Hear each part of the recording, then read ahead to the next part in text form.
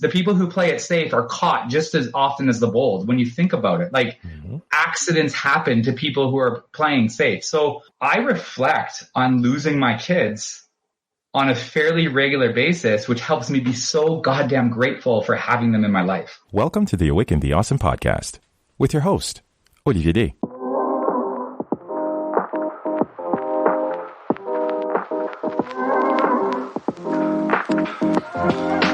This is Awaken the Awesome,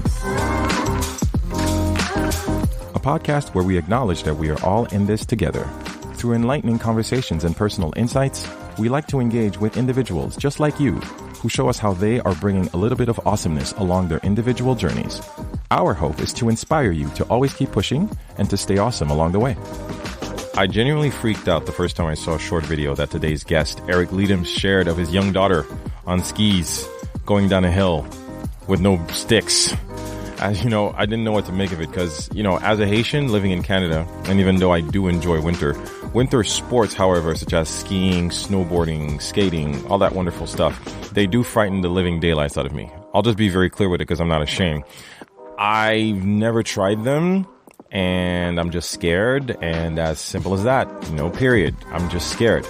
But you know what? That fear, that's the thing, isn't it? As loving parents, we love our children, and we take our role as providers and caretakers, pretty seriously, and oftentimes a bit too seriously. And the unfortunate result is that we have the potential to burden them with our own fears and doubts. Their experiences get somewhat tainted. And that's how I caught myself watching that little video, telling myself, how can they let such a small kid do these things? What if she falls? And all that stuff that, we outsiders, just become so judgmental or reactionary, and stuff that I'm sure Erich has had to contend with over the years of sharing such wonderful and inspiring content of his family's active and outdoor living. It's a wonderful thing to see how Erich teaches us, there's a huge difference between perceived risk and actual risk. And this conversation was a thrill, to see such heartwarming proof that kids, when you take a step back and get out of their way, they will amaze you with their achievements, their curiosity, and their resilience. I really enjoyed this conversation, guys, and I got to share this personal and thought-provoking perspective from a gentleman, who teaches us, through and through how the kids, need to experience risk. We need to let them, take the leash off. The importance of minding our own words when advising caution. The importance of letting go, as well as defining what kind of life actually matters to us. So let's get into this. Awaken the Awesome, episode 175 with Erich Leidums. Here we go. Because as I said just before we hit record, you know what? I'm a father. I have two young kids myself, 8 and 5. And even growing up, 80s, 90s, no helmets, no anything. Like, you went out and you came home when the sun come down. Okay, fine. But eventually you went out into the world. And these are words that you share. Because you know what? We are, no matter how much we want to give love, we want to give nurturing, we want to give the best of ourselves, a better situation, as we like to say, to our kids. But we fall into the trap, and you've brought this on in a lot of conversations you had previously, that unfortunately, this is where helicopter parenting sets in. This is where bubble wrap parenting sets in. And we catch ourselves. Sometimes we don't. Some people say but these are my kids. I'm supposed to protect them. But you said it yourself. And I so agree, because the world doesn't care. The world is going to step up to your kids and knock the wind out of them, because it's a dangerous, crazy, ugly world out there. And the best thing we can do to serve them is to arm them, is to get them familiar with these uncertainties and these risks. And I was just wondering, for yourself, because again, these are values that you transmit to your kids. Is it something that you came into, or was that something that your parents shared as well growing up? My parents definitely didn't consciously or overtly do it. I've been asked a couple times, or have those, I wasn't aware of, and even to this day when I reflect back, I wasn't aware of my parents having those same values. And then when I do reflect back, my mom let me play in my neighborhood, and I came home when the streetlights came on. And that I was born in the late 80s. I was kind of the late 90s, early 2000s.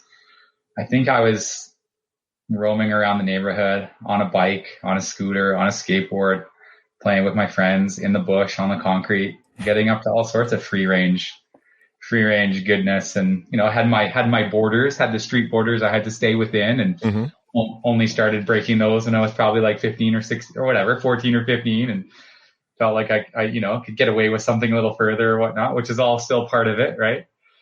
But no, I don't know. I feel like I'm more conscious about it, and kind of almost my pendulum is almost swung maybe too far that way, at least from the content side of things. That's just my shtick. And so I really like, anchored down on that kind of, those values of my parenting.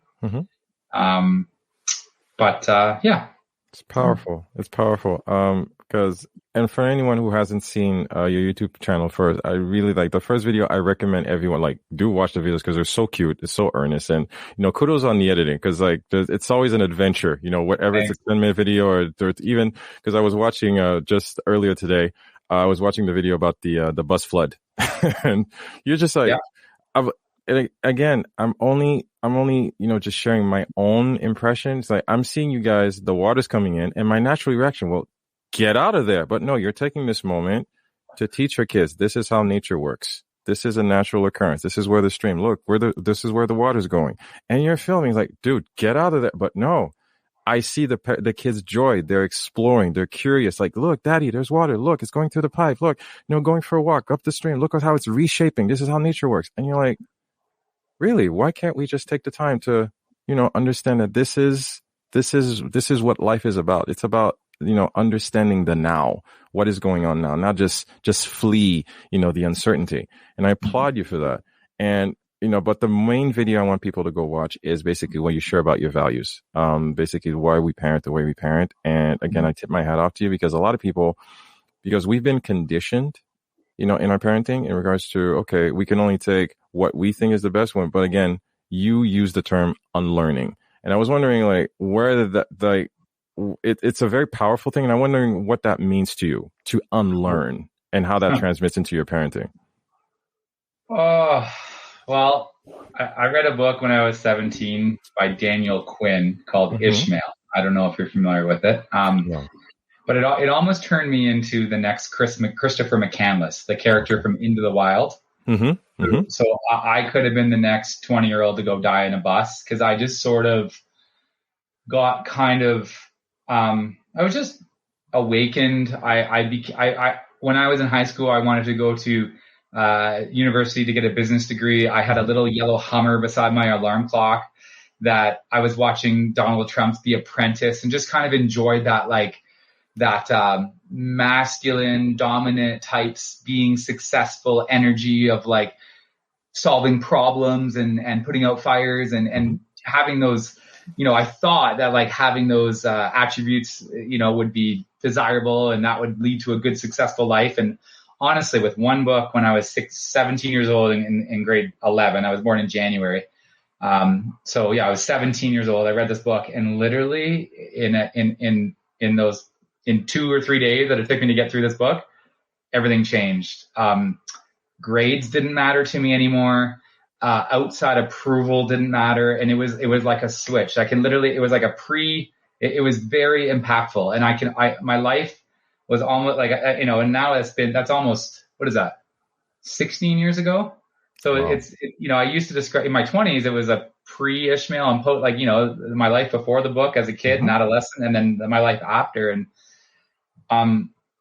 that book single-handedly taught me to unlearn and sort of unschool the teachings and things and cultural assumptions that we were taught about how society works and how the world works. And it's kind of a Western culture is a very dominating culture. It's when we get into globalization and macroeconomics and all sorts of systemic issues that are widespread. And I've since been able to continue on my journey of kind of detaching myself from the ideology I used to have. I was very angry at the man in my early 20s. Right. Okay. And I've since softened. I can still acknowledge inequality and systemic issues that are there today. But so I don't know. I've just gone on this journey of that book gave me permission to question.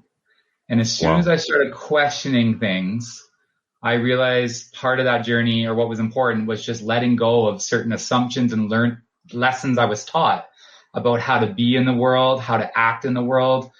And honestly, like the idea of the American dream, the corporate dream, the American dream, which you shared a little bit about, I mean, I just didn't buy it. I was able to give it up and see through it right away. And I mean, I don't know, that's where the unlearning kind of was rooted from, was my very impressionable moment after reading that book. Because that resonates a lot. Because a lot of people that listen to us are people who are in that, if you will, in between, that real foggy notion of, am I doing the right thing? Is there more to this? Do I have to confine myself to this assumption, as you put it, whether as a parent, whether as an individual, whether as an employee, whether as a spouse? There are things that are part of a script. It's part of your conditioning.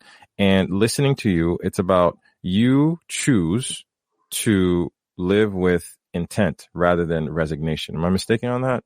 And no, that was wondering if you could just elaborate just a little bit, because that's something that's for some reason, for some people, it's deathly intimidating. They refuse to just look into the mirror and think, like, you know what, I'm dissatisfied. Or what if there is an alternative? And how can we encourage them to actually lean in and, as you said, question your script? Yeah. And I mean, lately I had one kind of good exchange with a follower talking about, you know, like privilege, or my privilege to be able to live this way. And again, I don't think it's either or. Like, I totally recognize the privilege I've had to make these choices, but then I've had this personal responsibility and looked at the mirror to be like, what do I want my life to look like? How do I want to shape my life as so I'm a ski patroller. I make $18 an hour getting paid to ski and do what I love. Most ski patrollers that end up starting a family quit the next year and go to the mine and make $100,000 a year. Wow. Because there's a reasonable piece of the pie as a middle class to go and drive truck and get that financial security. And, you know, I worked for BC Ambulance and pieced it all together. And so it was very intentional of just balancing. And I'm not too hung up on balance, but just weighing my values and piecing it all together. I value our lifestyle over my career. So I don't identify as being solely a ski patroller or a paramedic, as that giving me so much meaning. And I don't know, my identity is not hinging on that nearly as much as it is being a dad and valuing how I get to live my life, doing the things I want to do. And like, it's selfish in some ways, but it's like, that's okay. Like, it's like, I think the world needs people who are happier and doing what they love. And then everything just snowballs and ripples from that. And that in-between stage you refer to that's where life that's where life happens. That's where if you listen to anyone's story that has made it, that has gone on to be successful in some endeavor, they are often wrapped up or on the edge of their seat where they have uncertainty, fear, and maybe it's a little bit exciting. It's not deathly gripping fear. They're not like so petrified of what to do, but they don't know what's next. There's a little bit of this unknown of like leaping in, and then it's a deep knowing that everything's going to be okay. And so without getting into too much hippie talk, I don't know where you're at with like manifest, like your thoughts create your reality. I say, sure. If I'm sitting on the couch, if I want to make a sandwich, you literally unconsciously are going to think about the sandwich you want, mustard, lettuce, tomato, whatever, and you make it. And that was you thinking the sandwich to life. And it's no different than if you wanted to change your career, change your job, monetize a side hustle, put like all that stuff. It's just, we all have limiting beliefs. The Big Leap, Guy Hendricks, I think is his name. Yes. And that was a book that I read 2 years ago that helped me realize that we all have limiting thoughts and beliefs that are kind of capping us in our relationships, in our wealth and money journey, in our careers, in our, like, everyone usually has a cap, and we're just sort of not aware of these thoughts that limit us. Thoughts have power. Thoughts have weight. And that's why through doing a lot of reading myself, I realized you have to be very mindful of the internal dialogue, because you don't catch yourself, because we have millions and millions of thoughts every second. You know, we can't process all that information at once, but what comes out of your mouth has a tremendous impact on your surroundings and your environment. And piggybacking on that, again, through watching all your videos, I realized that in these moments where you're sharing with your kids, there is an avalanche of positive reinforcement. Good job. Thank you. That's nice. That's very helpful. Good job. Hey, you slid really well. Okay, we're on the bear. It's like, okay, we're going down there. It's like, oh, go ahead. It's like, it is so instinctual.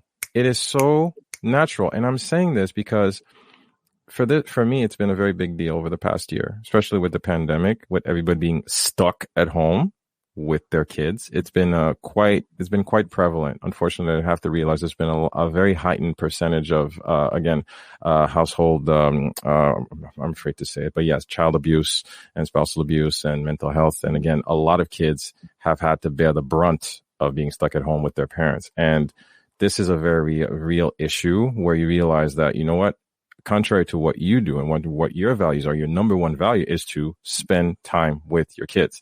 And sometimes we realize that, yes, I had these kids, did these kids, but again, they go do what they do. And then eventually we put them to bed and my job is done. And you brought to the forefront that, you know what, time spent with your kids should be intentional. So be something you want to do. This is something that matters to you. These are your kids. And that's not something to be taken lightly. And, you know, your message is a very powerful one because that's your number one value, isn't it? Yeah, I think so. It's definitely up there. No, because the thing is, it really touched me, you know, in your values, because you say it with such truth, because a lot of people don't want to admit that, you know what, sometimes, and you don't shy away from it, you know, spending time with your kids, unfortunately. Yeah, again, sometimes it can be heavy. Sometimes you're not in the mood, but these are your kids. This is where you build memories. This is where you build relationships. This is what they're going to be talking about, because at some point you're going to check out and they'll still be here to talk about you. And what are they going to say? You know?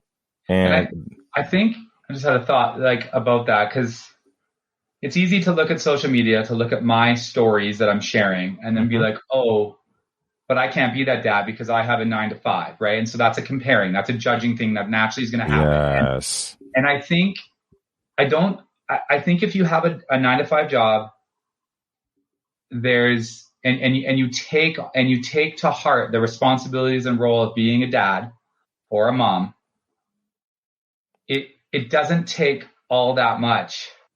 Like, yes, school, traditional families, they're like 1 or 2 adults are working, the kids are in school, after school care, then there's that dinner, that bedtime, and you got your weekends. And I think for me, and this is just my journey, my experience, for whatever reason, I was willing. I get a lot of meaning out of spending time with my kids. I've had a lot of lessons and learning and growth, because I feel like they provided me with a mirror of the idea of reacting and getting triggered. I took that as a bit of not a challenge, but as an opportunity to be a better person. And I guess what I'm getting at is, I don't think it takes all that many hours, but there are some families out there, and I'm trying not to judge, but if they're in school or boarding school, and then they're in summer camp all summer, and on weekends you have a nanny, like some parents are identifying as their jobs and their careers are more important, and they have somebody else raising their kids. Other adults are raising their kids. And I don't think that's right or wrong, because maybe they could be fortunate and have a great mentor in their life, a different adult that's going to assume that role of mentoring and teaching those kids and blowing the embers that are alive in that kid. It can be any adult. But I know just for me as a dad, I was called to just be able to show up as often as I could and even design my life and my job. So I worked 80% night shifts as a paramedic, and I was blessed because my night shifts weren't that busy. So sometimes I had to come home and sleep, but I could go there. I could work on my editing at the station at night. And if I got called out to an emergency or a paramedic call, hot tip, most of them aren't emergencies. That's the reality of first respond. 80% of calls are very routine. But yeah, I built my job around being able to have a lifestyle where I was home 3 to 5 days a week. Right. Wow. And that I'm very grateful for. And that was very intentional. And not only so that I'm home, but so that we could go canoeing, camping, skiing, and enjoy our British Columbia town of Fernie that we live in. So it's And again, intent, you should use the word again. Intent is all about it because, yes, I do believe a lot in the power of manifestation because you can create all the excuses you want. Eventually, what happens is you have to make a choice. What matters to you? You know, what matters to you? And I think nothing is more clear than when you have to sit down with yourself and basically own the very, very clear concept of, you know what, this is what I want my life to look like. As scary or as simple as it is, you have to basically make a choice. You can't be the victim of your own life because we make a lot of excuses, and I've basically been guilty of that myself. When you have to realize that, you know what, spend time with the kids or work on this email, spend time with the kids or, you know, just learn to understand, learn to know. And you talk about your kids teaching you lessons. And I want to piggyback on that because that's very powerful because you said it yourself. You are raising individuals. There's a power in there. Individual. They are not meant to be carbon copies of you. And, you know, dealing with these three individuals, what are some of the lessons? Like, you know, so much time, like, you know, how you talked about, again, learning about your triggers and any particular, like, you know, lessons that, you know, your kids have taught you along the way that have made you just, like, you know, navigate just a little bit better. Accepting emotions, like not demonizing or even critically thinking that negative emotions are bad or wrong. And usually most adults have a discomfort when a kid is unhappy or crying or struggling, and those emotions are theirs and not yours. And Guilty. Your discomfort is yours with that. And I'm nowhere near a perfect dad. And even with timeouts, I think I mean, full disclosure, like I used to stick our middle child, maybe even our first child, when our third child was napping. So this wasn't even too long ago. Probably Luca would have been napping. So maybe this was a couple of years ago, but I've grown. But we would like do this like backhanded. It's okay to cry, but you might wake up the napping sibling. So You're going to cry outside, and you're manipulating them to, like, you know, that's not a very safe experience to be alienated and put outside and have the door closed so they have their tantrum out there. And I've learned that I feel like and I've learned this from actually TikTok, Instagram, counselors, therapists, some of their content I get snippets of, and that idea of like having a timeout with your child in a safe space, just being present for 20 minutes and not saying anything. Right.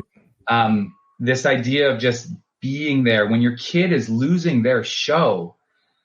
The best thing that you could do for them is show up in a calm presence and let them know everything's going to be okay.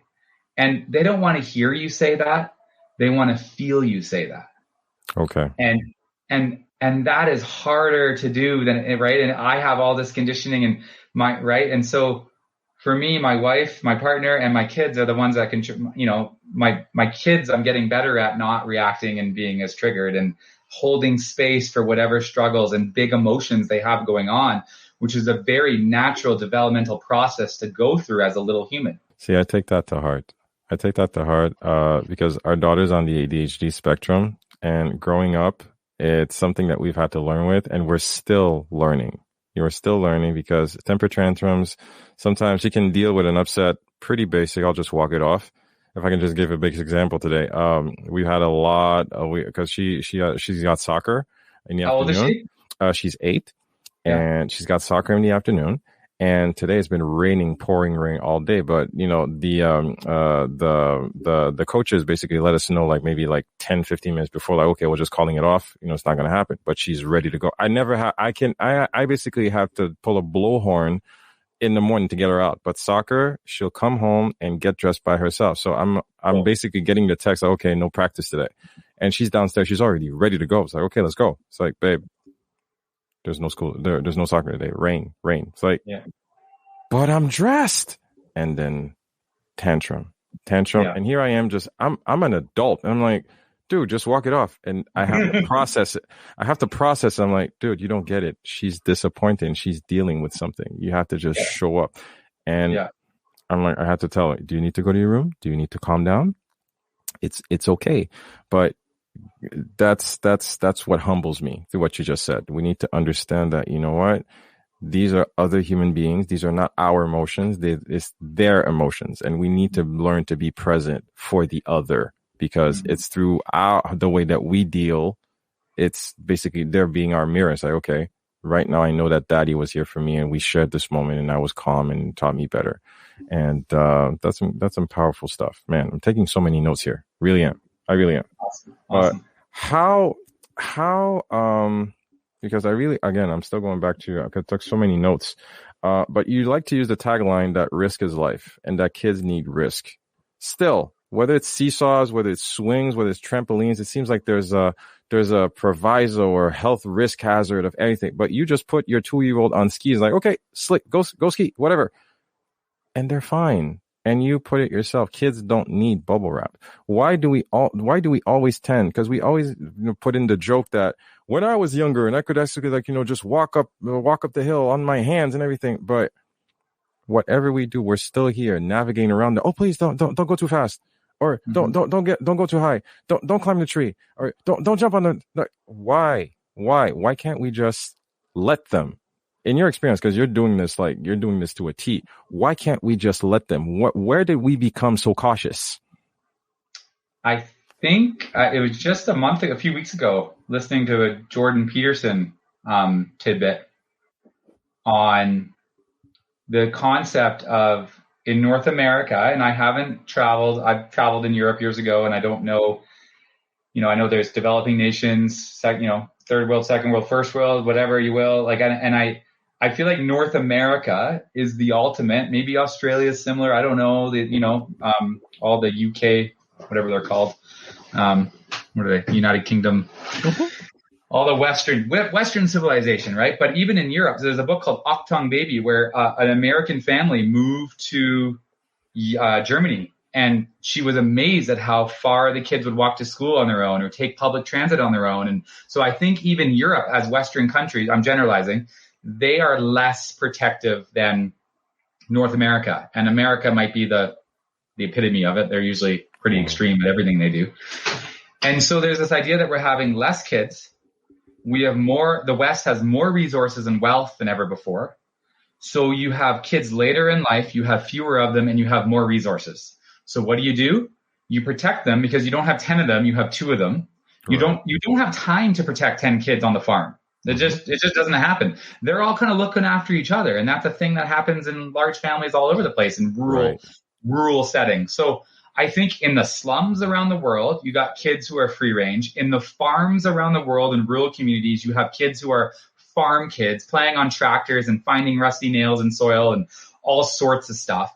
And then in mountain culture, where I am in the west of North America, there's small towns, rural communities all over that value outdoor adventure play.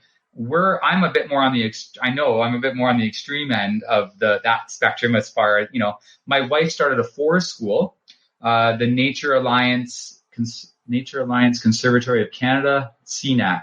Nice. Canadian Nature Alliance Children, something like that. Okay. They govern the forest school philosophy in Canada and teach educators. There's a training course for forest school practitioners, and forest schools are big in Northern Europe. They're popping up in Canada more and more. They're probably growing in North America. And again, risky play is a term that's only about a decade old, and risky play is very prevalent and important to the forest school philosophy. And the critics of this, and some helicopter parents or people would say, you're darn right negligence. Like, how can you be okay with a trip to the hospital? And it's like, I have 3 kids, 8, 5, and 3. We've been to the hospital 3 times, and that was our oldest kid. The other 2 have not been to the hospital since they've been born. Wow. And we ski, play, climb trees, canoe in moving water. Like, we do all these things. And maybe I'll eat my words. Maybe because life is risk, I've thought about this. Maybe I'm going to be that social media guy who's touting about risk, and maybe some tragedy is going to happen. Mm-hmm. I reflect on losing my kids on a fairly regular basis, which helps me be so goddamn grateful for having them in my life. Yes. This idea that I'm not in control of them completely or of life, and that the people who play it safe are caught just as often as the bold. When you think about it, accidents happen to people who are playing safe. So I think we have this cultural shift of extra resources, having kids later in life, and a very litigious, if that's the right word, litigating culture in the United States of suing and liability, and that playing the victim, and then you get to sue somebody else, it's their fault, and it's like all of that is tied into a bit more fear and being scared, and then you end up losing that power of being able to fully experience life. It's so funny the fact that you say that. Growing up in a third world country, right? And I'm so guilty of this, and I'll be the first one to admit it. You know what? I grew up in a country where we went weeks without power. All right. I used to walk to school all the time. Okay. Insecurity was dime a dozen, but still, your parents couldn't control you. This is an age before WhatsApp and Google and GPSing your kids and stuff. And hey, you just went to school and you just came home. It's like, how was school today? Yeah, I missed the bus like 3 times, but then I walked to home and anything. It was like maybe like miles, because there's no public transportation, and you could do that and it's totally fine. And guess what? I'm resilient. I bring this third world mindset into a first world, upbringing. Great, fine. But here I am with everything I've been through and knowing that kids work out fine. As you put it, life works out. Life has a way of working out. Our kids' school is down the street. And I keep telling myself, you know what? She should have walked to school. She would have walked to school. My wife was like, absolutely not. And here I am, I'm like, yeah, she's probably not safe enough. Like, she's probably not ready. Oh, and here's the thing on that. Here's the thing, if I may. You referenced putting my 2-year-old on skis. All of my kids skied at 18 months. We started skiing on a 3-foot high snowbank in the front yard. We go to the ski hill, and the bunny hill, the magic carpet that takes you to the top of the beginner hill. Mm-hmm. I start skiing not going to the top of that because that's too big. We go 10 feet up, and I walk and carry them, and they slide back down to mommy or me, or I go between my legs. Wow. So walking to school, 5 blocks, 5 kilometers, 500 meters. I taught my 4-year-old how to make oatmeal from scratch on the ceramic stove, but I got up for 2 months every morning, and we made it together for 60 days. And on the 61st day, he was able to do it. Or by the 50th day, he was doing it by himself with me supervising. And then on day 61, I'm laying in bed. He's making oatmeal for his 3-year-old brother and 1-year-old sister, putting him in, right? Like I empowered him to make breakfast, and he lights up about it. It's not even like, it's not child labor. It's not imparting my will on him to grow up fast. It's the Montessori approach. Like, kids just want to mimic and emulate everything their parents do. This is true. And so if you're biking to work, or if you walk to school with your child, right?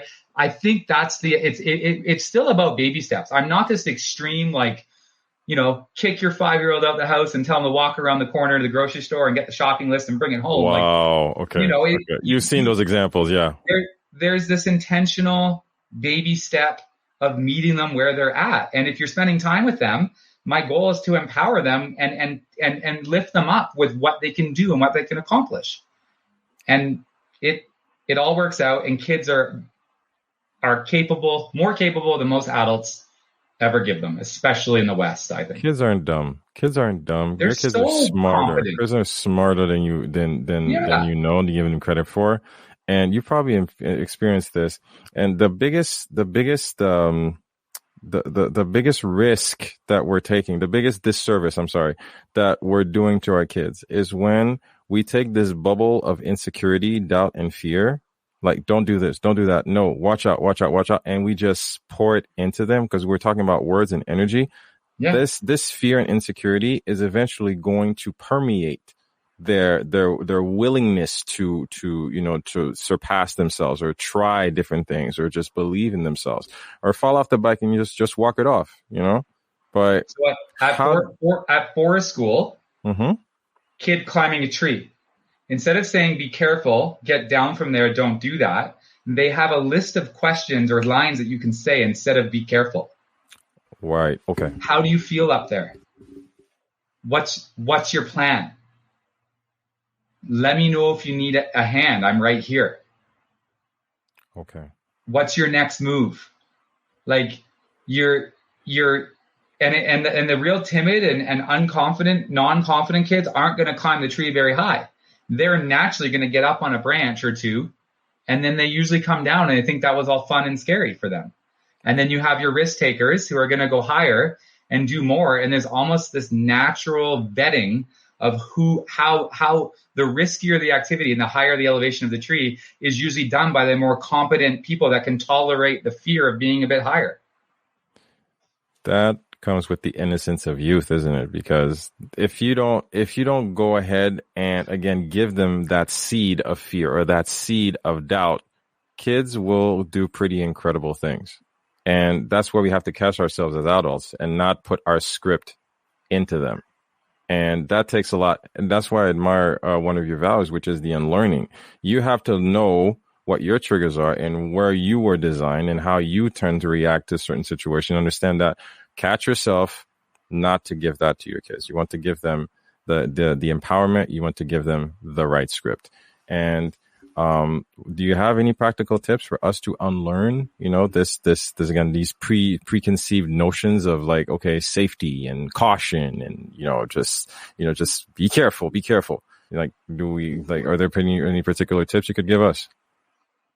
I don't think I have anything off the top of my head. I mean, the one thing that comes to mind is I hired a life coach 2 years ago that just helped me work on my junk, because my junk is going to be passed on or imprint my kids. And so I think, just generally speaking, in the broad sense, having a counselor, a therapist, or a life coach, or some neutral third party. And usually it works out better if you can pay them and it's not just your best friend or your sister who has a bias of who you are and what you're not and all that stuff. And you just have a coach, you have somebody in your corner. And I was scared. I'm so frugal. I was scared of paying money to hire somebody to coach me to be a better version of myself. And it's the best investment I've ever made. Wow. So I think just in all aspects of being a dad and a parent and even just a human, kind of leveling up, and again, all my coach did was hold up a mirror and show me where my blind spots were and shine a light on parts of me that I didn't want to look at. And I think that's all part of growing as an individual. And so, I mean, yeah, it's so easy to not look at the mirror, isn't it? And tell yourself that you're fine, and tell yourself that, I'll take care of it later. But your ego doesn't want you to look there, right? Your ego's like, no, don't look there. You're good. Your patterns and trends that you have ingrained in you have served you your whole life, and we're going to keep on going this way. Wow. But you talked about the shift, and again, you talked about Ishmael and just a pivotal moment, what Dr. Phil just calls like a defining moment in your life. And if you're standing at that doorstep, you're standing at that threshold, and you can either do two things. You can just step over and walk into this new reality. You can just keep repeating the same pattern. And you know what? For everybody listening to us, that's one thing that you have to do. Otherwise, you're just accepting that things are going to be the same. But you can do that. From what I'm getting from you, you can. There's never a right time, is there? So yesterday. Today. Yeah.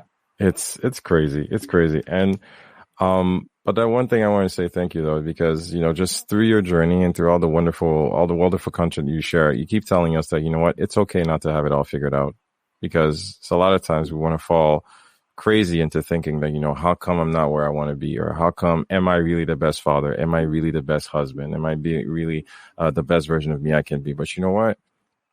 You put it so simply. Life always works out, as long as you stay true to yourself, and, for a lot of people that listen to us, and I get this a lot, especially in some messages, personal messages, a lot of people tell me like, yeah, I'm scared. Yeah, I don't really know. Yeah, I feel so tired. I feel like I'm questioning. And it's this insecurity that I think is, as always, fogging up, that notion of our better self.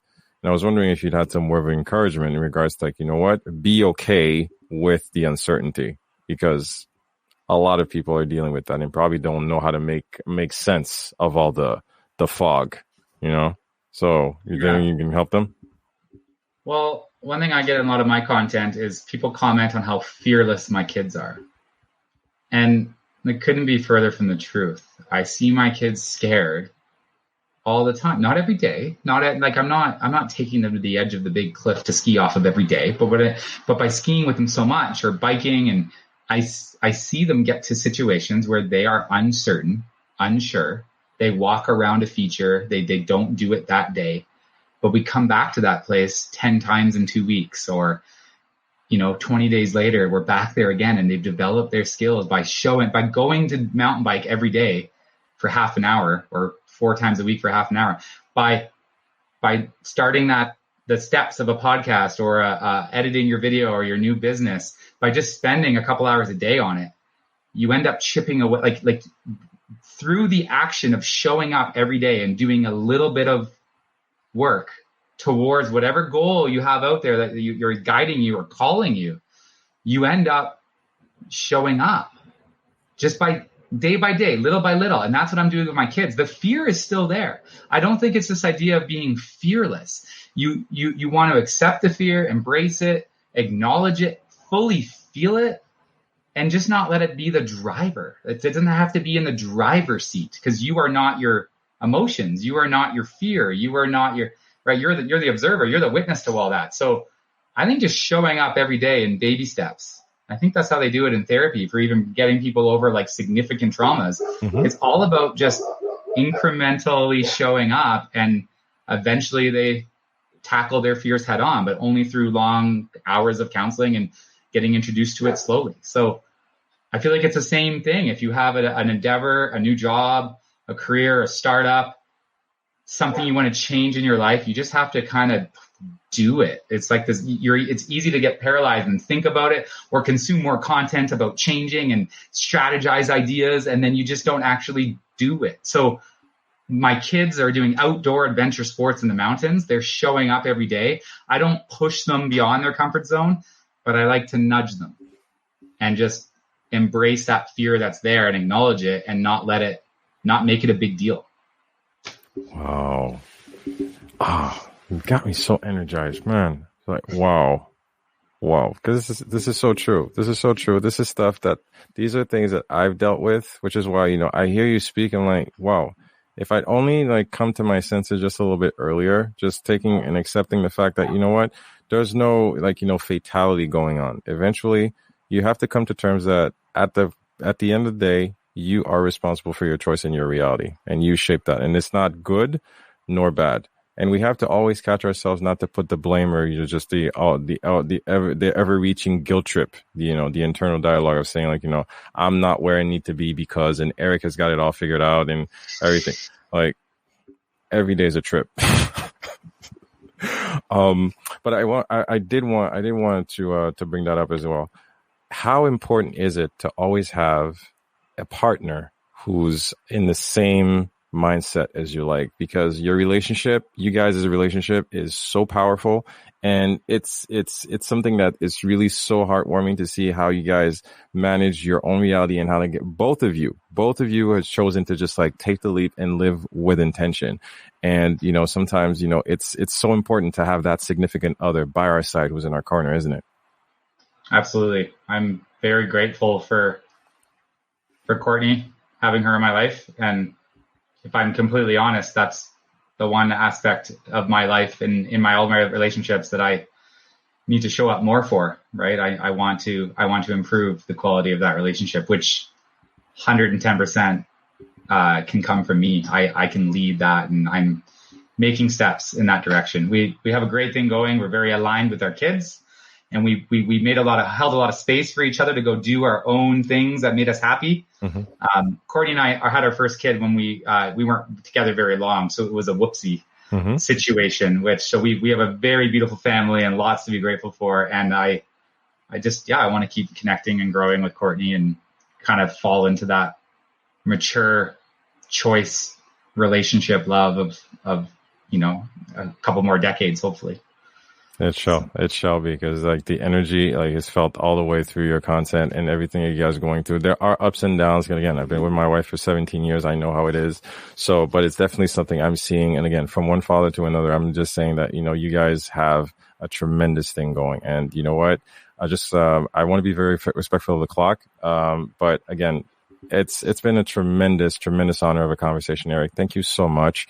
I just want to celebrate everything that you're doing, because it's important to always mind within your own 5 values. Again, I'm telling you guys, please go watch this video and please let Eric take 2 seconds to walk you through the journey of his own little reality. And it's a little corner of nature, a fun nature walk with Eric, but telling you about his 5 values of why not he just parents the way he parents, but also why you choose to live your life the way you do. And you live your life, as like I said, with intent, not resignation. Dare to be different, risk his life, unlearn, play outdoors, and just want to spend your time with the kids. So this is a conversation that's surrounded about the concept of parenting. But guys, even if you have kids or don't have kids, I think this is a very useful talk for anyone to pick little nuggets from and actually choose to, again, just take a look within the mirror. Just look at the person in the mirror and say, like, okay, are you the best version you can be? And if not, what can we do, to reverse engineer that? Eric, thank you so much for this time. Any particular place that we can direct the listeners to just to connect with you? YouTube and Instagram, kind of my two main drivers. I'm on TikTok as well, but YouTube is a good place for my longer video content where I have more time to share these more meaningful values behind my content usually. And Instagram was my first home where I grew the fastest, or grew fairly big there. So 1,000 posts, 1,000 posts. Congrats on that one. Yeah, thanks. Yeah, it's a little over 2.5 years. So I'm not going anywhere. Got lots of stuff happening, really cool things happening with That Mountain Life, with potentially a reality TV show coming down the works. Whoa. There's certain things happening that could be, things could get weird, and I'm just holding on. So we'll see. Proud of you.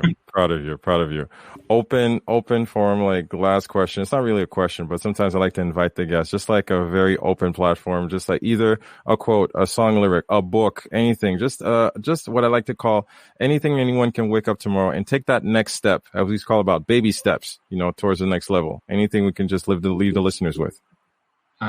Be kind to yourself. If you're trying to grow and be the better version of yourself, you got to be kind to yourself. Wow. Because I'm writing that down. That's a key part of it for me. You don't need to get rid of and throw away your old self. You need to love and accept and be grateful and be kind to that version of yourself that served you for so many years. Wow. Erich Leidums, it's an honor and a thrill. From Quebec all the way to Fernie, BC. I can't thank you on behalf of all the listeners of Awakening the Awesome podcast. This was a tremendous conversation, guys. Please do connect with Eric on all his social media platforms. He is That Mountain Life, all one word, on Instagram and on YouTube, but I will link it up on the blog post and all the contacts on this episode once it goes live. Guys, have a tremendous day wherever these words find you. Stay blessed. As always do, stay awesome. This has been another episode of the Awaken the Awesome podcast. We always love to get your feedback, so please do drop us a line via Instagram, Facebook, or email. Our email address, awakentheawesome@gmail.com. Do visit our official website at awakentheawesome.ca, where you can find our entire back catalog of episodes and incredible guests.